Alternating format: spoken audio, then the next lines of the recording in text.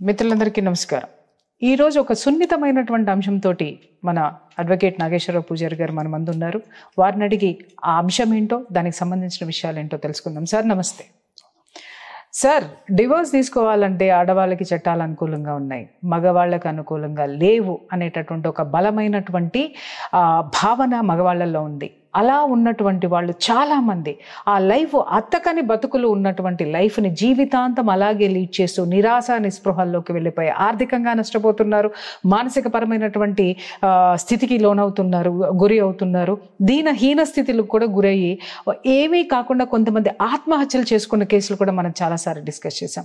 ఎందుకు ఇలా ఈ మగవాళ్లలో ఈ ఇన్ఫీరియారిటీనా అనాలా, దాన్ని లేకపోతే భయం అనాలా, అవగాహన లేక డివోర్స్ తీసుకోవడానికి బయటికి రాలేకపోవడానికి కారణాలు చెప్పండి.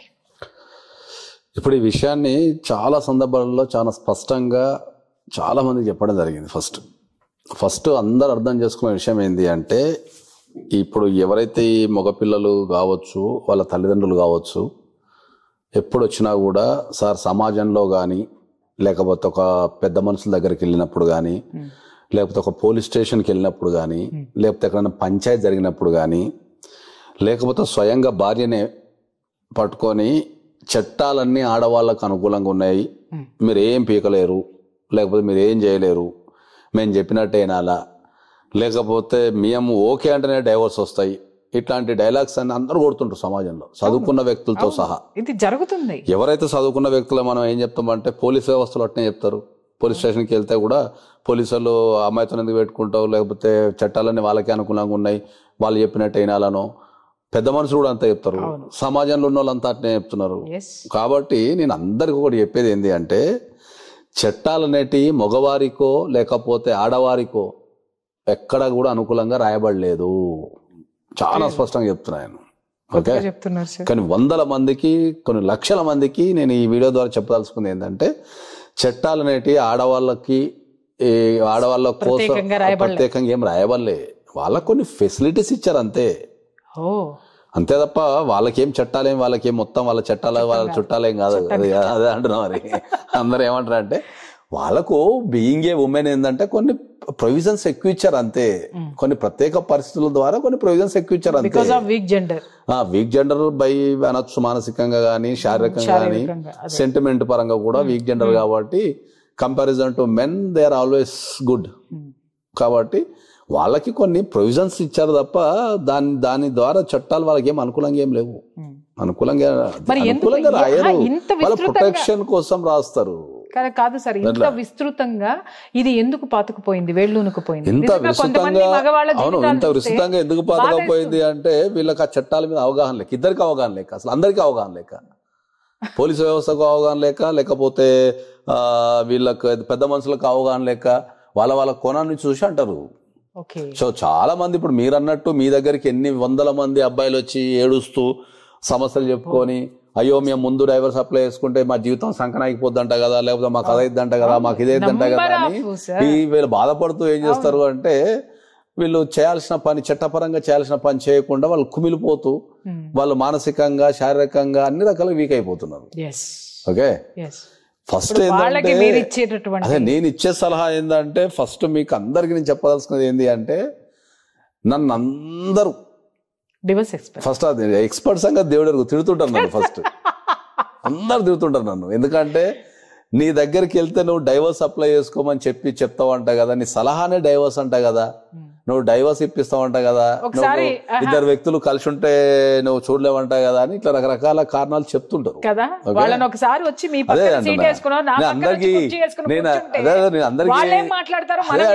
నేను అందరికి ఏం చెప్తా అంటే ఏంటంటే, ఇలా అందరికి అర్థం కాని విషయం ఏంటంటే, మనిషి అంటే జీవితం ఒకటే, మళ్ళీ దీనికి ఆప్షన్ లేదు మనకు.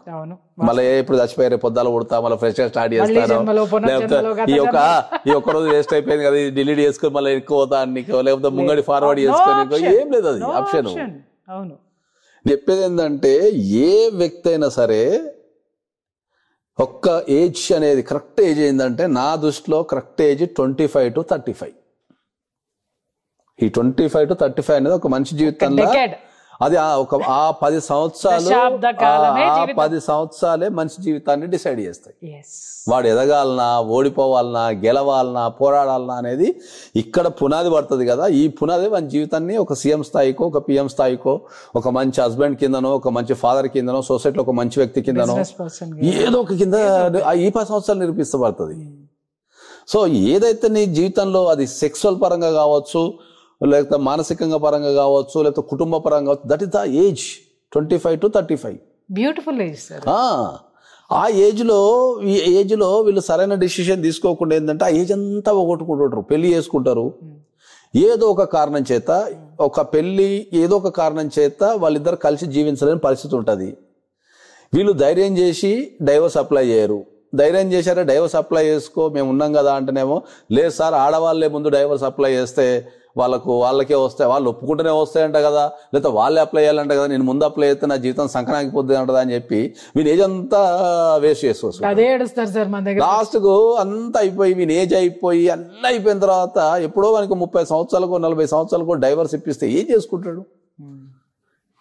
నేను కొన్ని లక్షల మంది జీవితాలను చూసినా కాబట్టి నాకు ఏమనిపిస్తుంది అంటారు, వీళ్ళు ఏజ్ ఇంపార్టెంట్ కదా, పైసలు ఇవ్వాల పోతే రేపు వస్తాయి, ఎల్లుండి వస్తాయి, సంపాదించుకుంటావు. నువ్వు ఏ ఏజ్లో చేయాల్సిన పని ఆ ఏజ్లో చేయకుండా ఈ రకరకాల గొడవలతోని రోజు గొడవలు పెట్టుకొని తాగటము, లేకపోతే కెరీర్ నాశనం చేసుకోవడము, మానసికంగా ఒక రకమైన వ్యక్తిగా తయారు కావడం, అన్నీ ఒక కుటుంబాన్ని మొత్తం ఎందుకు ఇబ్బంది పెడతారు? ఏజ్ పోతే రాదు. నువ్వు 100 కోట్లు సంపాదించినా కూడా ఆ ఏజ్ పోతే రాదు. నీకు పోరాటం నేర్చుకో. సార్ ఇప్పుడు నేను డైవర్స్ వేస్తే నా భార్య 498 వేస్తుంది అంటే వీళ్ళందరికీ తెలియని విషయం ఏంటంటే వాళ్ళ భార్య 498 వేయాలనుకుంటే డైవర్స్ పెట్టకుండా కూడా వేస్తుంది పోయి. Wife has every right A time అయినా నడుచుకుంటా పోయి పోలీస్ స్టేషన్ పోయి నా మొగుడు నన్ను కొడుతుండు, తిడుతుండు, లేకపోతే ఇబ్బంది పెడతాడు, డిఫాల్ట్ తీసుకుంటాడు. దానికి మరి దీనికి సంబంధం ఏముంది? ఇక్కడ క్లారిటీ ఇస్తున్నాను సార్. 498A పెడితే అరెస్ట్ చేస్తారు, కొట్టేస్తారు, జైల్లో వేస్తారు. కేవలం వాళ్ళు 498A అందుకే మనం చాలా సందర్భాల్లో చెప్పినాం 498లో అరెస్ట్ చేయడం అనేది చాలా అసంభవం. అన్లెస్ అంటిల్ వాళ్ళకి ఏమైనా దెబ్బలు తగిలి రక్తాలు గారి ఏమైనా హాస్పిటలైజ్ అయితే అక్కడ ఏమన్నా ఆలోచిస్తారు, భార్యకి ఏమన్నా జరిగితే తప్ప వాళ్ళు జనరల్ గా పోయి సమస్య చెప్తే ఫిజికల్ గా ఏమైనా దెబ్బలు విపరీతమైన దెబ్బలు ఉండాలి. మళ్ళీ కూడా విపరీతమైన దెబ్బలు ఉండి ఫిజికల్ అటాకింగ్ జరిగితేనో లేకపోతే ఎట్లాంటివి జరుగుతున్నాయి తప్ప అరెస్ట్ అనేది ఉండదు 498లో. 498 అరెస్ట్ అనే పదమే లేదు. అంటే ఇక్కడ ఒకటి సార్, ఆడవాళ్ళు కేసులు పెడితే జీవితాంతం కోర్టుల చుట్టూ తిరగాల్సి వస్తుంది. ఎందుకంటే జీవితాంతం కోర్టుల చుట్టూ తిరగాల్సి వస్తుంది అంటే నువ్వు ఎప్పుడైనా సరే ఒక సరైన అడ్వకేట్ ని కానీ, ఒక ఎక్స్పర్ట్ అడ్వకేట్ ని కానీ, ఒక సరైన సలహాలు తీసుకొని సరిగ్గా చేసుకుంటే నీకు జీవితాంతం కోర్టు తిరగాల్సిన పని ఏం లేదు. ఇది చాలా మందికి అపోహ. సందేహం అడుగుతాను సార్ ఇక్కడ ఒక విషయం. మీరు అంటారు, ఎప్పుడు అంటూ ఉంటారు ఎక్స్పర్ట్స్ ది అడ్వైస్ తీసుకోండి అని. సార్ నా ఎదురుగుండా కనిపించేవాడు నాకు ఎక్స్పర్ట్ అనిపిస్తున్నాడు sir, how can I decide? అదే అంటున్నాను, ఒక ఎక్స్పర్ట్ అడ్వకేట్ ని ఎట్లా డిసైడ్ చేస్తారు? నా ఎదురుగుండా ఉన్నవాడు ఏం చెప్తే నాకు అదే లోకం అని అనిపిస్తుంది. అదే గొప్పగా చెప్తున్నారు వాళ్ళు, కానీ ఇంప్లిమెంటేషన్ వచ్చేసరికి అడ్వకేసీ ఫీల్డ్ లో ఉన్న ప్రధాన లోపం ఏంటంటే ఏ ఏజ్ లో ఉన్న వ్యక్తి అయినా కూడా మాకు రెగ్యులర్ జరిగే విషయాలు చెప్తావేనండి. అడ్వకేట్ ఫీల్డ్ లో ఉన్న ప్రధాన లోపం ఏంటి అంటే ఏ ఏజ్ వ్యక్తి అయినా సరే వెళ్ళి ఎల్ఎల్బి అడ్మిషన్ తీసుకొని అడ్వకేసీ పాస్ కావచ్చు, అడ్వకేట్ ఎల్ఎల్బి పాస్ కావచ్చు. ఎల్ఎల్బి పాస్ అయిన తర్వాత ఇమీడియట్లీ ఆయన ప్రాక్టీస్ స్టార్ట్ చేయొచ్చు. సో ఇప్పుడు ఒక 50 సంవత్సరాలు ఉన్న వ్యక్తి అడ్వకేట్ ఎల్ఎల్బి పాస్ అయిన తర్వాత ఇమీడియట్లీ తెల్లారి ఆఫీస్ పెట్టుకుంటాడు. ఎక్స్పీరియన్స్ ఉండదు. ఇప్పుడు ఒక క్లయింట్ వెళ్ళినప్పుడు ఏమనిపిస్తుంది అంటే జనరల్ గా అరే ఏజ్ పెద్ద ఉంది కదా, ఎప్పటి నుంచి అడ్వకేట్ ఏమో బాగా ఎక్స్పీరియన్స్ ఉందేమో అనుకుంటాడు ఈయన. నేనేమంటా ఒక టాప్ మోస్ట్ అడ్వకేట్ లేకపోతే ఎక్స్పీరియన్స్ అడ్వకేట్ అంటే వాళ్ళ డేటా అడగండి. గొప్ప విషయం సార్. కోర్టుకి వెళ్ళనాళ్ళు కూడా అద్భుతంగా చెప్తుంటారు వ్యాఖ్యాతలు. మాటల గారడి ఇక్కడ చాలా జరుగుతుంది. దాని వల్ల కూడా చాలా మంది అడ్వకేట్స్ ని నమ్మనటువంటి సిచ్యుయేషన్ కూడా వచ్చినటువంటి స్థితి చాలా మంది ఉంది. తర్వాత రెండోది ఏంటంటే మనకు బార్ కౌన్సిల్ ఆఫ్ ఇండియా కూడా కొన్ని సందర్భాల సుప్రీంకోర్టు కూడా, మద్రాస్ హైకోర్టు, తర్వాత రాజస్థాన్ హైకోర్టు, తర్వాత చాలా మంది చెప్పింది ఏంటంటే ఫేక్ అడ్వకేట్స్ ఉన్నారు. ఒక 30% ఆఫ్ ద అడ్వకేట్స్ ఫేక్.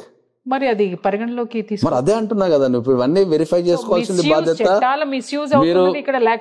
అదే అంటున్నా, ఫేక్ అడ్వకేట్, ఇన్ఎక్స్పీరియన్స్ అడ్వకేట్స్ వల్ల మీకు చాలా ఇబ్బంది ఎదురవుతుంది.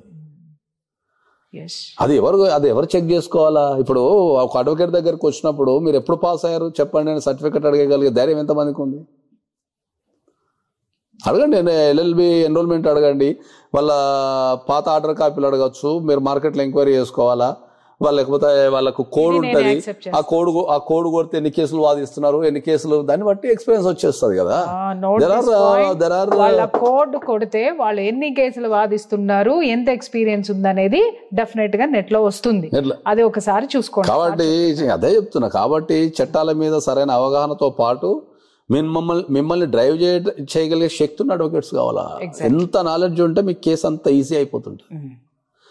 కొన్ని సందర్భాలలో ఏంటంటే ఒక సంవత్సరం జరగాల్సిన కేసుని మనం 10 రోజులు కూడా క్లోజ్ చేసేస్తాం. నేను చాలా మీ దగ్గర 10 days లో క్లోజ్ చేస్తాం. ఎక్స్పీరియన్స్డ్ పర్సన్స్ దగ్గర నేను చూసాను సార్, రియల్లీ అది. కాబట్టి ఏంటంటే ఎప్పుడు కూడా చట్టాలు ఒక వ్యక్తికి అనుకూలంగానో ఒక వ్యవస్థకు అనుకూలంగానో ఉండవు. వాళ్ళకు కొన్ని ప్రొవిజన్స్ ఇవ్వబడతాయి. ఆ ప్రొవిజన్స్ వాళ్ళని బూస్టప్ చేయడానికో లేకపోతే వాళ్ళని రక్షించడానికో ప్రొటెక్షన్ ఇవ్వడానికో చేస్తారు. ఇప్పుడు 498 అనేది ఉంది. 498 అనేది ఆడవాళ్లకు అనుకూలంగానో ఆడవాళ్ళని సతాయించమనో పెట్టలే చట్టం. పెళ్లి చేసుకొని ఒక ఇంటికి పోతే అక్కడ ఏమైనా తెలిస్తే ఒక ఇబ్బంది ఎదురైతే ఆమెను కాపాడటానికి రమ్మన్నారు అంతే. దాన్ని మనోళ్ళు ఏం చేస్తున్నారు, మాట్లాడితే పోయి పోలీస్ స్టేషన్లో కూర్చొని కేసు పెడతా అంటారు. నంబర్ ఆఫ్ టైమ్స్ పెట్టేటోళ్ళు ఉన్నారు, కేసులు పెట్టేటోళ్ళు ఉన్నారు. కాబట్టి సో ఇప్పుడు మీరు వాళ్ళకి ఇచ్చే భరోసా ఏంటి, మగవారికి ఇచ్చే భరోసా చెప్పండి. నేను మగవారికైనా సరే ఆడవారికైనా సరే ఒక ఇద్దరు వ్యక్తులు కలిసి ఉండలేని పరిస్థితి ఉంటే ఫస్ట్ మీరు కూర్చొని డిసైడ్ చేసుకోండి. తర్వాత డైవర్స్ వేసుకొని మంచిగా హాయిగా ఇంకో అమ్మాయిని చూసుకోవటమో ఒంటరిగా ఉండటమో కెరీర్లా చేసుకోండి తప్ప ఒకటే ఇంటి కింద ఉండి రోజు గొడవలు పెట్టుకుంటా బాడీ అంతా నెగిటివ్ పాకి ఆ నెగిటివ్తోనే అందరిని చూసి ఆ టెన్షన్లో మనం చక్కగా పని చేయక వీళ్ళందరికీ అర్థం కాని విషయం ఏంటంటే మనం రోజంతా ఎవరైనా ఆడోళ్ళైనా సరే మొగోళ్ళైనా సరే రోజంతా కష్టపడతాం. మనం ఇప్పుడున్న సిచ్యువేషన్లో ఎంత ఆడోళ్ళు మొగోళ్ళు రోజంతా కష్టపడిన తర్వాత మన ఇంటికి పోతాం. ఇంటికి ఎందుకు పోతాం, రీఛార్జ్ చేయడానికి పోతాం. తోడు ఓ నీడ పంచుకొని ఆనందాలు అనుభూతులు రకరకాలు పంచుకోవడానికి ఇంటికి పోతాం. ఈ రోజు అంతా కష్టాలు పడి మళ్ళీ ఆడిపోతే ఆడ కూడా కష్టాలే ఉంటాయి. ఇక మంచి వాడు ఎక్కడి నుంచి బాగుపడతాడు అడిగా. అంటే ఇక్కడ ఒక విషయం సార్, వివాహ బంధానికి ఏ విధమైనటువంటి విలువలు లేవంటారా? వివాహ బంధానికి విలువల కంటే ఏంటంటే ఇంతకుముందు మనకు మానవ సంబంధాలని ఆర్థిక సంబంధాలు అన్నట్టు అట్లా తయారైపోయింది జీవితం. ఆయన నిజంగా తెలిసి అన్నాడో తెలియకన్నాడో కానీ ఇప్పుడు దీని అయితే ఇల్లు మనోళ్ళు అందరూ చేసేసిళ్ళు.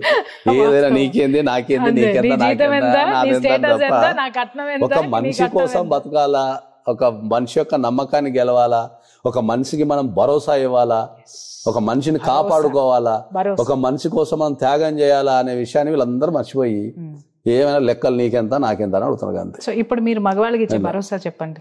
నేను మగవాళ్ళకి ఇచ్చే డైరెక్ట్ చెప్పేది ఏంటంటే చట్టాలు ఎప్పుడు కూడా ఆడవాళ్ళకి అనుకూలంగా లేవు. వాళ్ళకు కొన్ని provisions, extra provisions comparison to men వాళ్ళకు కొన్ని ఎక్స్ట్రా ప్రొవిజన్స్ ఇచ్చారు. ఆ ఎక్స్ట్రా ప్రొవిజన్స్ అంటే ఏముంటది అంటే మన ఇంట్లో మనం ఎప్పుడన్నా మగపిల్లలు ఒంటరిగా పోతుంటే పంపించేస్తాం. ఓకే, ఒక ఆడపిల్ల ఒంటరిగా పోతుంటే పంపించం మనం. ఎవరో ఒక ఎస్కార్ట్, తమ్ముడో చిన్నోడో పెద్దోడో ఏదో ఒక ఎస్కార్ట్ ఇచ్చి మనం పంపిస్తాం. అర్థమైందా?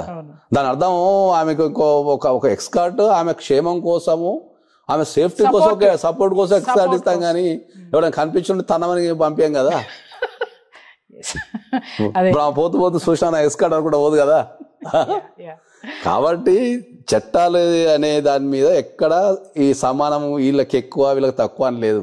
ఆడవాళ్ళైనా సరే వాళ్ళకి అన్యాయాలు జరుగుతున్నాయి. అన్యాయాలు జరిగినప్పుడు కూడా వాళ్ళని కోర్టుకు రమ్మని చెప్తారు. మగవాళ్ళు కూడా అంతే, వాళ్ళకు అన్యాయాలు జరుగుతున్నాయి, జరిగినప్పుడు కోర్టుకు రమ్మని చెప్తారు. ఇప్పుడు వాళ్ళలో కూడా అవేర్నెస్ కొంచెం పెరిగింది సార్. ఎందుకంటే వాళ్ళకి ఇప్పుడు 498 వాళ్ళ మీద కూడా వాళ్ళ తరపు నుంచి కూడా అరెస్టులు చేయమని కేసులు తీసుకోమని కూడా సుప్రీంకోర్టు కూడా 498 కాదు, జనరల్ అది కొద్దిగా రాంగ్ గైడెన్స్ పోయింది. అది బాగా అది ఎట్లా 498 అనే సెక్షన్ ప్యూర్లీ ఫర్ లేడీసే. మరి మగవాళ్ళ సంరక్షణకి ఏముంది? మగవాళ్ళ సంరక్షణకి జనరల్ గా వాళ్ళకి ఏమైనా ఇబ్బంది కలిగితే కోర్టుకి వెళ్ళి కేసు వేసుకోవచ్చు. జనరల్ ఐపీసీ ప్రొవిజన్స్ అన్ని వేసుకోవచ్చు. 420 కావచ్చు, 384 ప్రాపర్టీ ఎక్స్టార్షన్ చేస్తుంటే గనక మనం 384 వేసుకోవచ్చు, 420 వేసుకోవచ్చు. ఇబ్బందులు పెడితే రకరకాల సెక్షన్స్ ఉన్నాయి. 506 ఉంది, 406 ఉంది, ఇవన్నీ వర్తిస్తాయి. కాకపోతే ఏంటంటే ఇప్పుడు మనం జనరల్ చెప్పేది ఏంటంటే ఇవి జనరల్ పోలీసులు తీసుకోరు. ఇప్పుడు ఆడవాళ్ళ మీద కంప్లైంట్స్ తీసుకోరు. దానికి ఒక ప్రొవిజన్ ఉంది, దానికి ఒక సిస్టమేటిక్ ఉంది. ఒక మీరు ఎక్స్పర్ట్ కలిస్తే భార్య మీద కేసు చెప్తాం మనం. 498 ఎక్కడ కూడా సుప్రీంకోర్టు చెప్పలేదు. యాక్చువల్గా ఫెయిల్ అయ్యేది 2 చోట్లే సార్. ఒకటి ఏంటంటే చుట్టూ ఉన్న బంధువులు ఇస్తారు, వాళ్ళు ఎల్ఎల్బి కాదు, వాళ్ళు పోలీస్ ఆఫీసర్లు కాదు, లేకపోతే చట్టం తెలిసిన మనుషులైతే కాదు. వీళ్ళు ఎందుకు లాయర్ల చుట్టూ ఇన్ని సంవత్సరాలు తిరగాల్సి వస్తుంది, కోర్టుల చుట్టూ తిరగాల్సి వస్తుంది అంటే వీళ్ళు ఎక్స్పర్ట్స్ ని పట్టుకోక ఒకటి. రెండోది ఏంటంటే ల్యాక్ ఆఫ్ నాలెడ్జ్. ఎవరు ఏది ఇస్తే అంటే మా బాబాయ్ చెప్పాడండి, అలా అంట కదండి, మా అన్నయ్య అన్నాడండి, ఇలా అంట కదండి, అంట కదండి ఉంటది కానీ అంటగాగుతున్నారు ఇక్కడ. ఇప్పుడు వాని సొంత విషయాన్ని తీసుకొచ్చి మిక్స్ చేసి వీనికి చెప్తాడు. ఎగ్జాక్ట్లీ. వీడు చూసింది లేదు, సచ్చింది లేదు, మళ్ళా వాదించింది లేదు, వాదించిందాడు, చూసింది ఉన్నాడు, సచ్చింది ఉన్నాడు, కథం అంతా అయిపోయింది అట్లా. కాబట్టి మీకేదైనా అన్యాయం జరిగితే మీరు ఒక ఎక్స్పర్ట్ అడ్వకేట్ దగ్గరికి వెళ్ళండి, వాళ్ళు చూస్తారు, సలహాలు ఇస్తారు, చేస్తారు. చట్టాలు ఆడోళ్ళకు అనుకూలంగా ఉన్నాయనేది కాదు, చట్టాలు ఆడోళ్లకు ప్రొవిజన్స్ కొద్దిగా ఎక్కువ ఇచ్చారు అంతే, ఎక్స్ట్రా ప్రొటెక్షన్. నీకు ఎంత ఉందో వాళ్ళకి కొద్దిగా పరిధి ఇచ్చారు తప్ప. మరి నిజంగా చట్టాలు ఆడవాళ్ళకు అనుకూలంగా ఉంటే ఏ మగోడు కూడా రోడ్డు మీద తిరగాడు, అందరి లోపలనే ఉండవు. గుడ్. చూసారు కదా ఫ్రెండ్స్, ఎంత అద్భుతమైనటువంటి విషయాలు ఇక్కడ చర్చలోకి వచ్చినాయో మీరు గమనించాల్సినటువంటి అవసరం ఉంది. వివాహం అనేటటువంటిది ఆ వైవాహిక జీవితంలో సంసారం అనేటటువంటి బండి నడపాలి అంటే భార్యాభర్తలు ఇద్దరు కూడా 2 జోడెడ్ల బండి లాంటి సంసారానికి ఇద్దరూ చెరొక పక్క కూడా సమానమైనటువంటి ఎఫర్ట్స్ పెట్టాల్సినటువంటి అవసరం ఉంటుంది. ఒకవైపు ఒరిగిపోతూ ఉంటే రెండవ కాడి మోసేటటువంటి ఎద్దుకి మీదే ప్రెషర్ పడినప్పుడు ఎద్దుని కాడి వదిలేయమంటారు, కాడి వదిలేస్తారు. యజమాని ఎప్పుడు కూడా కాడి తీసి పక్కన పెడతారు. ఇక్కడ ప్రకృతి కూడా ఏం చెప్తుంది అనంటే కష్టాలు కన్నీళ్లు పడుతూ ఇదే జీవితం అని కాదు. సార్ చెప్పారు, 1 దశాబ్దం మాత్రమే మీకు విలువైనటువంటి జీవితం ఉంది. ఉంటారా?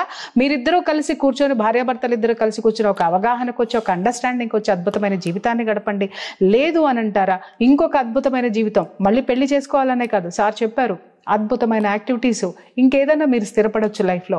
అటువంటి ఇంకొక కష్టాలు కన్నీళ్లు మానసిక పరమైనటువంటి ఇబ్బందులు లేనటువంటి జీవితాన్ని ప్రశాంతంగా గడపండి. మీరు ప్రశాంతంగా ఉండండి, సమాజాన్ని ప్రశాంతంగా ఉంచండి. సో మగవాళ్ళు ధైర్యంగా డివోర్స్ చేసుకోవచ్చు అనేటటువంటిది సార్ చెప్పారు. మీకు ఎవరికైనా ఇలాంటి ఇష్యూస్ ఏమైనా ఉన్నాయంటే స్క్రీన్ మీద కనిపిస్తున్నటువంటి నంబర్కి కాల్ చేయండి. నాగేశ్వరరావు పూజారి గారు మీకు సరైనటువంటి సలహాలు ఇస్తారు. Thank you.